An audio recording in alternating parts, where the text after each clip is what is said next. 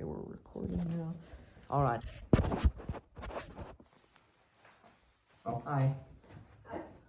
Hi, I'm Connor Arthur, and today I'm going to be giving you a lecture about ancient Mesopotamian history. So, the first thing that we have to talk about is, of course, what is a Mesopotamia? Why is it called that? Well, Mesopotamia is Greek for the lands in between the rivers. Now, why Greece?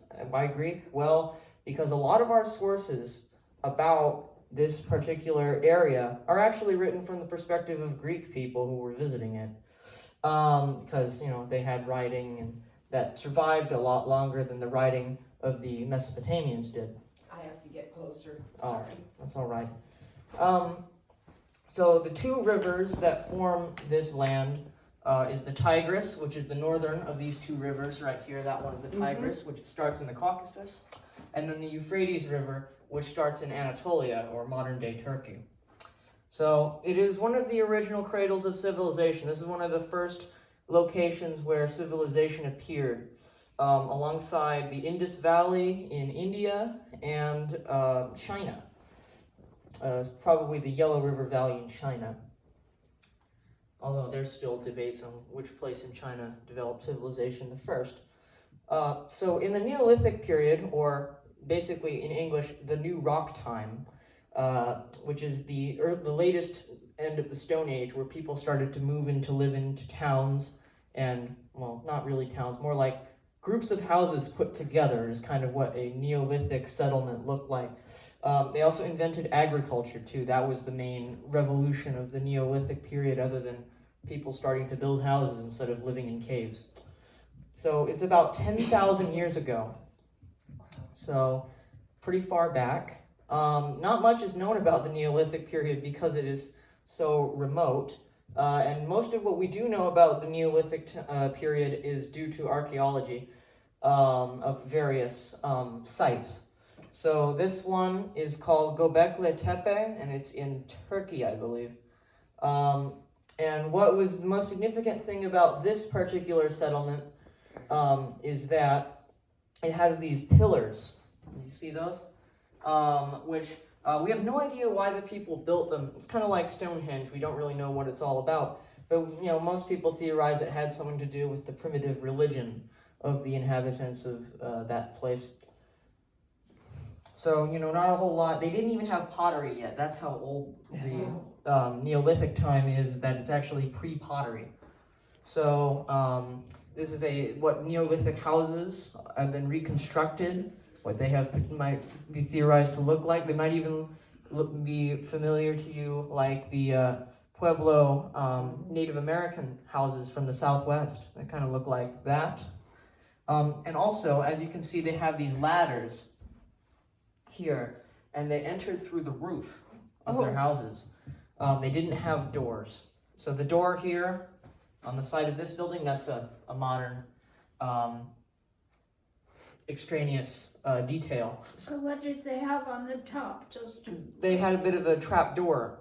Okay. And the reason why we don't really know exactly why, they didn't write it down to tell us because writing hadn't been invented yet. But the main theory has to do with heat retention, or rather cool retention, the lack of heat. Because this is obviously in very hot places, so you don't want the hot air or the cold air, which cold air sinks down to the floor, right? So you don't want the cold air seeping out every time you open the door. That's really our only theory to go off of why they entered through trap doors in the roof and had to climb on top of their houses to get in. So also we have some Neolithic human remains. So lots of jaw bones and thigh bones and, skeletons and things. That's what their teeth look like. Yeah, their teeth are, like most pre-modern people, surprisingly clean because they didn't have sugar. Sugar hadn't been invented yet. That's right. So, and they barely, if ever, ate anything that could really cause tooth decay. So, their teeth are the teeth of most pre-modern people are very, very good by our standards. Wow. Yeah, and they would have been pearly white too. Obviously, 10,000 years tends to yellow the teeth a little bit, doesn't it? Even though they were pre-pottery, they even had bowls and jars made out of other things. It's kind of weird how they managed to do it. I don't know how they made that, but apparently it's made of alabaster, so it must have been carved out painstakingly and They grind them. what? They grind them out. Yeah, grind them out, yeah. It must have taken a really long time. I mean, if you had one of those, you know, you must have been a real elite of Neolithic society. But however, we move into the Chalcolithic, or the Copper Age. So, you know, Bronze Age, Iron Age, Steel Age. Okay, we don't really say Steel Age, do we? But basically, before there's the Bronze Age, we have the Chalcolithic, or when people started making tools out of copper. So, which started about 7,000 years ago. So it took them about 2,000 years to figure out copper during the Neolithic. That's beautiful. Yeah, it is a nice looking piece of pottery.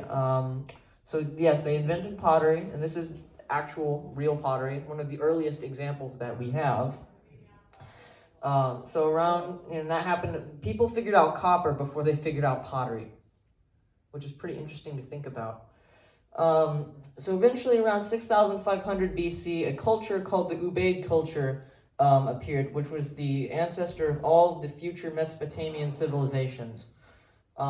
And the reason why it's called the Ubaid culture is because it was discovered in a place called Tel al-Ubaid in Iraq by a British archaeologist named Sir Leonard Woolley, who you will keep hearing his name over and over again because he's basically the guy who single-handedly discovered most of this. Not single-handedly. He had a lot of people working for him, but he was the brains behind the operation. And also some other guy named Henry Hall. They were both British. Unfortunately, because it's still pre-writing, very little information about this period other than the material culture has survived. So we also have some of the fertility idols that ancient people keep making. Human beings have changed very little, have they? And the Uruk period. So after we had the Chalcolithic, we move into the proper Bronze Age. People figured out if you add tin to copper, you can make bronze, and it's a lot stronger. So around 4000 BC, proper cities also started to emerge. So you had basically the largest settlements of the Chalcolithic were probably up to maybe 1,000 or 2,000 people. So very small town level settlements. And then once you reach the Bronze Age, suddenly cities start to explode. You get cities of 10,000 or more people appear. And the earliest of these proper cities was called Uruk. And this is a place we're going to keep coming back to because it's sort of important. So the Sumerian culture began to evolve out of the Ubaid culture during this period. And the earliest form of archaic proto-writing also appeared during the Uruk period, which originally evolved out of people making tally marks to count things and combining it with drawing pictures. But eventually the symbols diverged from their original meanings, and eventually writing evolved into a series of triangles and lines. So also the writing was done on clay tablets because they hadn't invented papyrus yet. Not even ancient Egypt, which was starting around this time, had not invented papyrus yet. So also, you know, people started to invent governments that were more than just one guy's the head of your town. So greater degrees of societal control and state formation appeared, along with the first ever kings. So kingship was invented around this time. And in the late period of the Uruk stage of Mesopotamian civilization, the first ever bronze artifacts were discovered, which marked the transition to the Bronze Age. He looks like he's smiling at those two creatures. Oh yes, I didn't talk about that. Yeah, here's a picture of a person who's theorized to be a king wrestling two lions to show you how cool he is. Wow. Yeah, so propaganda also got invented. So then here is a figurine of a Sumerian dignitary. They like their beards. That's really one thing you want to take away from this civilization, is that they knew how to grow a proper beard. And their eye neck. makeup too. It's again in style now, the beard. Yes, the beard. Yeah, beards are back. Aren't they? So also this is the reconstructed interior of a house. As you can see, they liked having their bowls. That was really their most advanced technology, other than bronze tools, was bowls made out of clay. So also they invented doors, so you can walk into the house from the side, because they thought that maybe it's okay to lose, some of the cold air when you open the door, because it's inconvenient to have to climb up the house when you have groceries and you bring them back in, right? Also, proto-writing. So this is one of the earliest examples of what could be construed to be writing, and not just people randomly jamming things into clay. Interesting. Yeah, so the dots are theorized to represent numbers. They just literally made the number of dots for numbers. And the other symbols are, you can kind of see the beginnings of the later stages of the ancient Mesopotamian writing. And then also the pictographic writing.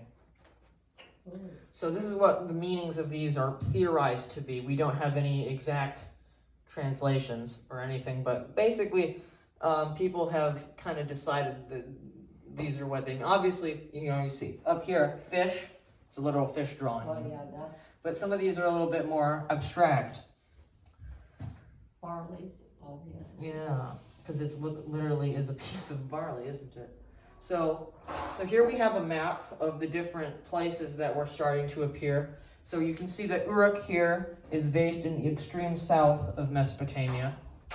And the extreme south of Mesopotamia is really what would form the heartland of the Sumerian culture.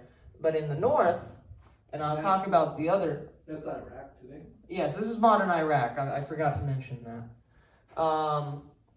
So, if you can think back to, when we invaded Iraq, this is what we were invading on top of, I guess.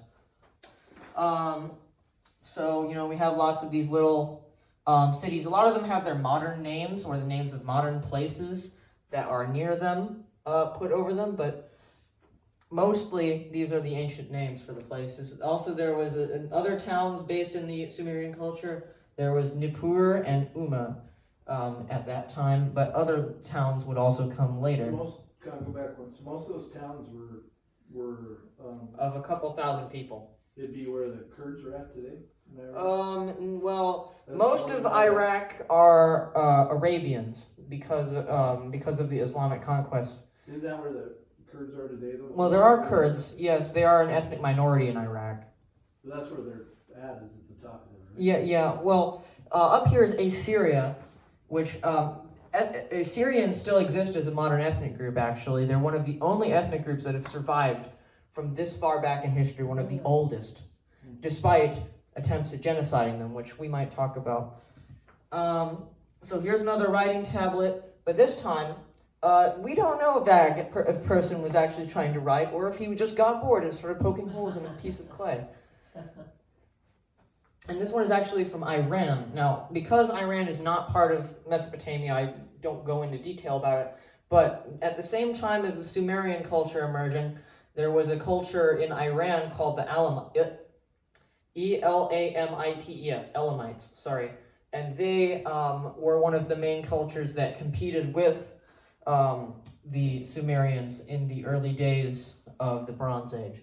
Those are like Proto-Persian. They're actually, linguistically, what survives of their language isn't related to modern Persian at all.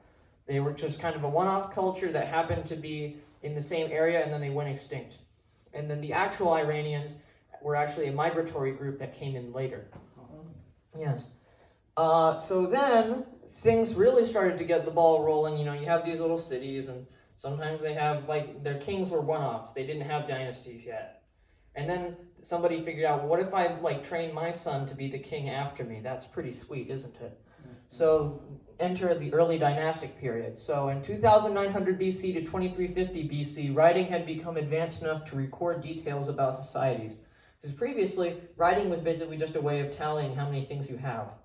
Now, writing is advanced enough to cover abstract concepts like government and culture, which is how we have so much more information about what society looked like during this period. So throughout this age, the various city-states of Mesopotamia vied for control over land. because land is directly proportional to how many people your city can sustain. So, because there was a limited amount of viable farmland due to the rivers, the cities would go to war with each other to secure access to more farmland. So, Kish, Ur, Uruk, and Lagash were the four main cities that went to war with each other over farmland. But there were three other cities which weren't nearly as involved in the power struggles. So Nippur, Girsu, and Eridu were treated as sacred places by the ancient Mesopotamians. And Eridu, according to their histories, the only self-described history of the Mesopotamians that we have is called the Sumerian King List.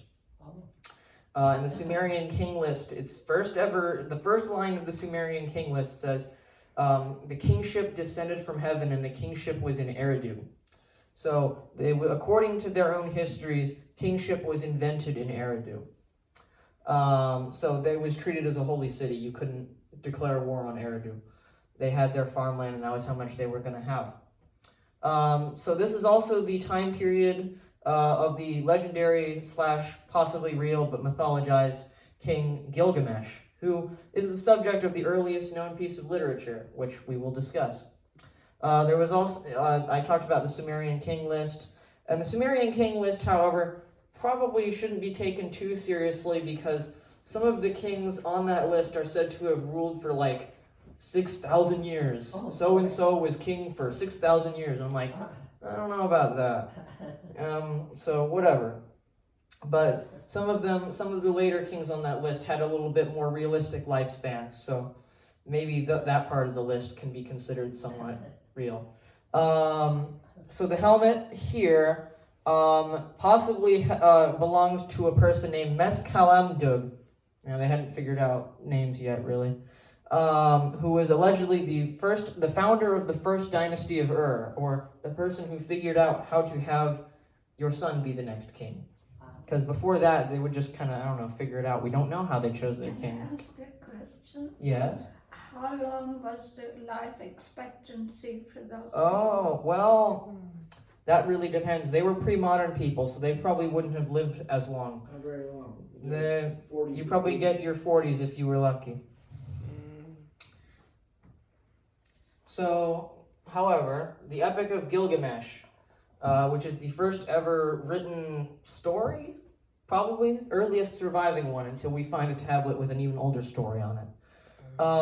So it follows the story of the king of Uruk, Gilgamesh, who was 2/3 god and 1/3 man, who starts as an oppressive ruler. He's treating his subjects really bad and abusing them and doing all sorts of horrible things.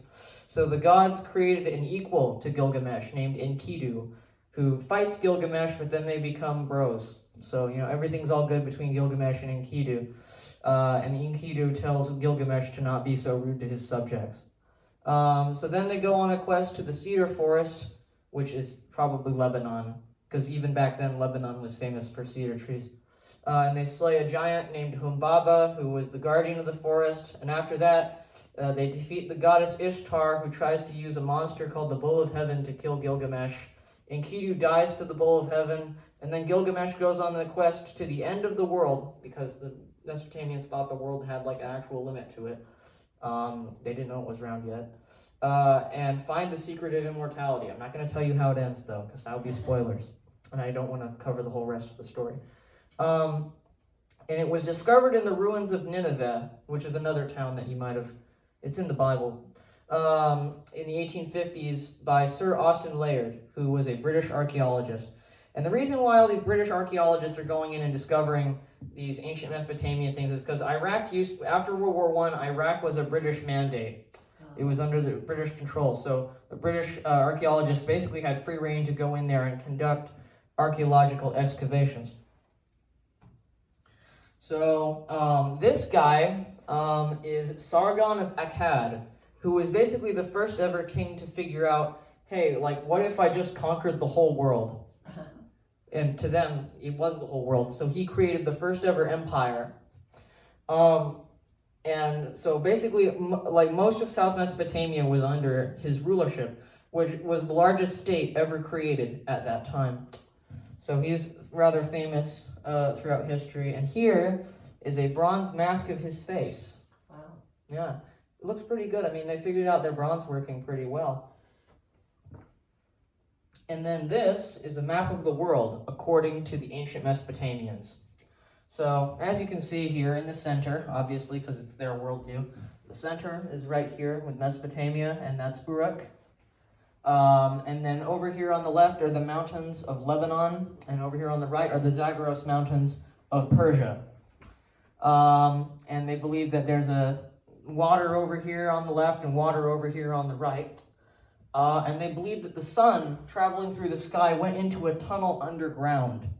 And that's why nighttime happens, is because the sun goes into a tunnel. And they also believe that the entire world is surrounded by an endless ocean of water. And that rain comes to us when doors open in the sky and the water comes down. Which is, pretty interesting. So yes. However, they also enjoyed board games, or rather a board game, because they only had one, at least that we know about, called the Royal Game of Ur. So it's the oldest known board game to exist, dating back to 2,600 years BC. Wow. So, it's a classic. Kind of like Monopoly. I like Monopoly. It was popular across all levels of society. And even though it's called the Royal Game of Ur, it wasn't just kings that played the Royal Game of Ur. Everyone did. It was universal. Because we keep finding it in ruins of poor people's houses. We find it in ruins of rich people's houses. Obviously, this one was probably a much nicer one. But this is the most complete example that we've found. And it's owned by the British Museum. However, it spread far away to Crete, and it even has been found in Sri Lanka. So it was popular across the entire ancient world, really. And its original rules are mostly lost, but, you probably wouldn't believe this, but a version of the Royal Game of Ur actually survives to the modern day among the Jewish community of Kochi, India. They're like just playing the world's oldest board game.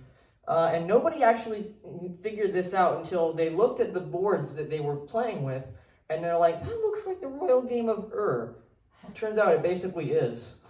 So, pretty interesting, pretty cool. Also, here's a version of it just sketched onto the wall somewhere, which is ancient graffiti. So, yeah. The game was so popular that even if you didn't have a board to play it, people would still play it on the wall. However, the Sumerians were not the only culture of the ancient Mesopotamia, because there was also in the north the Assyrians. So they existed around 2000 BC is when their culture first started to emerge, and they believed that their king was the earthly viceroy of their deity Assur. Which also their primary capital city was named Assur. So Assur was the god of Assur. You got to keep all the names straight. So they were a wealthy civilization who relied on trade with other countries for economic power. However, they were conquered by an Anatolian group called the Mitanni, who were related to another Bronze Age civilization called the Hittites. But we're not going to talk about the Hittites because they're not from Mesopotamia. So this conquest lasted all the way from 1450 BC to 1300 BC, so about 150 years of rule by foreigners. And then their culture would remain stable and last even into the AD period, where they converted to Christianity, and Assyrians still exist. Now, the Assyrian diaspora is actually a lot bigger than the Assyrians who continue to live in Assyria, because during World War I, the Ottoman Empire tried to murder them, just like the Armenians. So a lot of them went to Europe or went to America. There's actually a considerable Assyrian diaspora in the United States. Really? So they're pretty fascinating. They're one of the oldest continuous languages and cultures that exist. Wow. Yeah. There's just not a lot of them left. Like maybe worldwide there's like 500,000 Assyrians. There's not too many of them left. So Babylonia also. So Babylon was founded by an Amorite chieftain called Sumuabum. These names. In 1894 BC. So pretty long ago compared to us, but pretty recent compared to a lot of other things in this presentation. After its founding, it was initially an unimportant city, but it began to expand exponentially. And its greatest ruler, Hammurabi, who you might have heard of for creating the first ever code of laws, or really the first ever code of laws that survives to us. I'm sure there were earlier laws. Expanded the territory of Babylon massively, and after his death, his empire disintegrated, and Babylon was conquered by the Hittites of Anatolia. We mentioned them earlier. And they were in turn overthrown by another group called the Kassites, whose culture is obscure because of few records surviving from that period. So basically, they're just like these Kassite people came in and overthrew the the Hittites, and there's so many of them, right? So anyway, so the rule of these Kassites lasted from about 1650 to 1155 BC. And Babylon continued, however, even after these conquests, regaining their independence, continued to grow into a major city in the area despite repeated foreign conquests. And also, the famous Hanging Gardens of Babylon, however, did not exist during this period. They were built much later, around the 550s BC is theoretically when they were created. Yeah. Is that when Alexander went in there? Yeah, Alexander, like they were only a couple hundred years old by the time Alexander got there.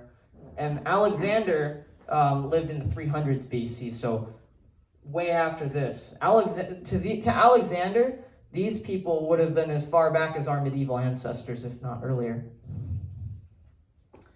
So, however, let's zoom into the life of one ordinary ancient Mesopotamian, a man named Nasir. So Nasir was a copper trader who lived around 1750 BC in the city of who was infamous for providing low-quality copper to his clients, which resulted in people writing the earliest known customer complaints and bad reviews of Nasir. So, despite how distant these people are from us, they're really not quite that different. They still complain when bad things happen to them. And the complaints of just a few people have managed to survive in the form of these clay tablets. So one of these tablets, there were several, is pictured here, discovered in 1953 by Sir Leonard Woolley. Nasir has become something of an in-joke among history enthusiasts. We like to, whenever something bad happens to us, we're like, Nasir, he's responsible, or something like that. He's a joke. So in the house where the tablets were discovered, they were being used as decorations. So the dwelling is theorized to have been Nasir's house.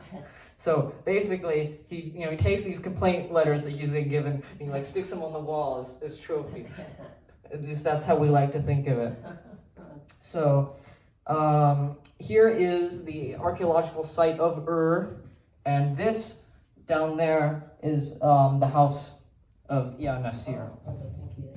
It's a pretty high up photograph, but it's not the site is not totally above ground yet, so we could find even more tablets complaining about Mr. Nasir. And here is a statue that is commonly used to represent him, but is not him. We just like to put a face to the name. So I will now read to you the full text of the complaint tablet. Tell Nasir, Nani sends the following message. When you came, you said to me as follows, I will give Gimil Sin when he comes fine quality copper ingots. You then left, but you did not do what you promised me. You put ingots, which were not good, before my messenger, Sin, and said, if you want to take them, take them. If you do not want to take them, go away. What do you take me for, that you treat somebody like me with such contempt? I have sent as messengers, gentlemen like ourselves, to collect the bag with my money, deposited with you. But you have treated me with contempt by sending them back to me empty-handed several times, and through enemy territory, because there was apparently a war going on. Is there anyone among the merchants who trade with Telmun? Telmun is a city that is now in modern-day Bahrain, so they had to go all the way to Bahrain to get the copper. Who has treated me in this way. You alone treat my messenger with contempt. On account of that one trifling mina of silver which I owe you, you feel free to speak in such a way, while I have given to the palace on your behalf 1,080 pounds of copper, and Shumi Abum has likewise given 1,080 pounds of copper, apart from what we have both had written on a sealed tablet to be kept in the temple of Shamash. How have you treated me for that copper? You have withheld my money back from me in enemy territory. It is now up to you to restore my money to me in full. Take cognizance from now on that I will not accept here any copper from you that is not of fine quality. I shall, from now on, select and take the ingots individually in my own yard, and I shall exercise against you my right of rejection, because you have treated me with contempt. So, they were not friends. So yeah, just one example of the daily lives of the ancient Mesopotamians, the bad copper. So, however, there was a bit of an apocalypse. However, just briefly after Yenasir lived, suddenly the world decided to go insane. Oh, actually, sorry, 1750. Yeah, 1200 BC is only like 200 something years. So pretty brief by the standards of the time. A group called the Mushki had invaded the Assyrians had managed to conquer basically all of this. So this is the Assyrian Empire. And it was invaded by an obscure group called the Mushki, who were invading, and also the Aramaeans from the Levant. Were also invading the empire. So things were starting to, foreigners are invading and massacring people. What's the Levant? Oh, the middle, like Lebanon, Israel, and all of those countries. On the coast of the Mediterranean in the Middle East. They were repelled, however, by the emperor of the Assyrians, Tiglath-Pileser I, who managed to make the Assyrian Empire survive the wider Bronze Age collapse, where other Bronze Age civilizations like Mycenae and Greece had been obliterated. So basically, at the same time these invasions were happening, ancient Egypt was being destroyed by a group called the Sea Peoples. Now, I did an ancient Egypt lecture a while back. I think a few of you were there, but basically we talked about how the Sea Peoples had come in and destroyed ancient Egypt, at least briefly. And also Mycenae and Greece was having a time so bad that literally no records of what exactly happened to them survived, and they forgot their original writing system. So Mycenae and Greece, they had a writing system called Linear B. That's what archaeologists have decided to call it. And it's nothing like the proper ancient Greek writing that we know. It's there was the Bronze Age collapse, and all of the civilization goes away, and the Greeks are reduced to barbarism. And then from out of that comes the classical Greek civilization, actually. So, in an alternate history where Linear B survived and there wasn't a Bronze Age collapse and everything is fine, ancient Greek culture could be completely different.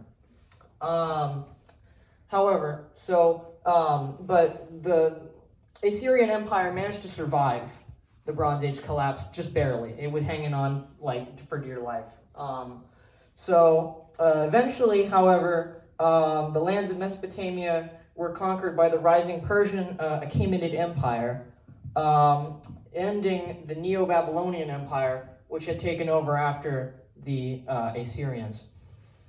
So basically, after the Assyrians were weakened by the Bronze Age collapse, the Babylonians took over, and then after the Babylonians had taken over, the Persians came in and take over. So it's basically just people conquering each other over and over again. So that's where I'd like to end this particular presentation. So this is a map of that Persian Empire, which was the largest ever created in history up to that point, and for pretty long after, until some guy named Alexander the Great from Macedonia, all the way up here, decides to conquer the whole entire Persian Empire. So if you'd like me to talk about Alexander next time, I could do that. And India. Oh, and India too. However, the Achaemenid Empire already controlled this part of India up there. So Alexander only went a little bit further into India. But anyway, that's it. So, any questions? Wow. Well, yes? I have a question. Yes?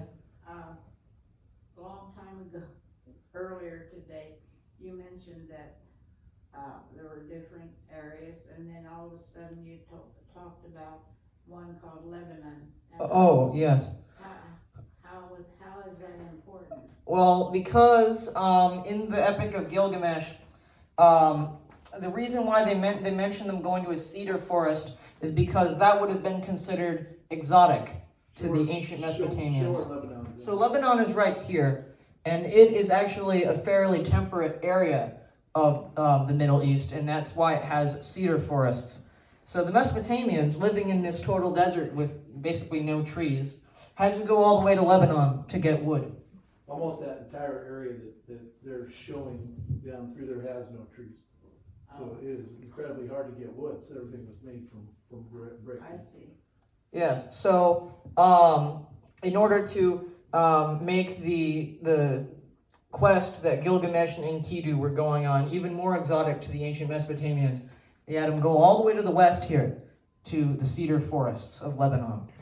Could you tell me again what the line is that goes, Oh, that line? yeah, I don't know what that line is here. I just searched for it's the Royal Road of Darius the Great. See, when you read the legends on these maps, it comes a little bit more easy. Anyway, so yeah. Who was Darius? Darius was the emperor of the Achaemenid Empire. One of them. They had several, but he was one of the greatest ones, except of course for Cyrus the Great, who had the Great put onto his name. But he created a road from Susa, which was the capital of the Achaemenid Empire, all the way to the west to a town called Sardis, which was actually a Greek town in Anatolia before it was conquered. This is a Persian map, right? Yes, this is a map from the Persian perspective, you could say. And the Persians had Cyrus and so on, were they're effectively their kings that went Yes. along. So basically, they had started with just Persia here, or Iran today, and they didn't just conquer to the west, but they also conquered to the east at the same time, which was remarkable because think about it, the largest empires in history that they had ever known at this point were just the ones that were just controlling all of Mesopotamia. So then the Persians blow everyone out of the water by saying, what if we just conquer the entire world? If you remember Or the entire civilized world, anyway. You remember the story of the Spartans? The whole story of the Spartans was that the Spartans held the Persians through two different battles, two different wars, when they tried to invade Greece up there in the corner. Mm-hmm. So you can imagine what they were up against. They were Up against the entire world, basically, yes. So that's it, isn't it? I don't have anything else left to talk about. So thank you for coming, everybody. I enjoy giving you these presentations. Here we go. All right. Now that's a modern day map. No, that map. No, the one you just showed, as you're saying. On my desktop, that is a 17th century map of Europe. Oh, I mean, but it's in the same area basically as what you just showed us? No. No, it couldn't be. No. That was Scott's favorite area. It shows Austria and all that. All the Hungary. European countries. Well, I hope you guys have a good rest of your day. thank you very much. Well, we hope you do too. Thank you for coming. Stop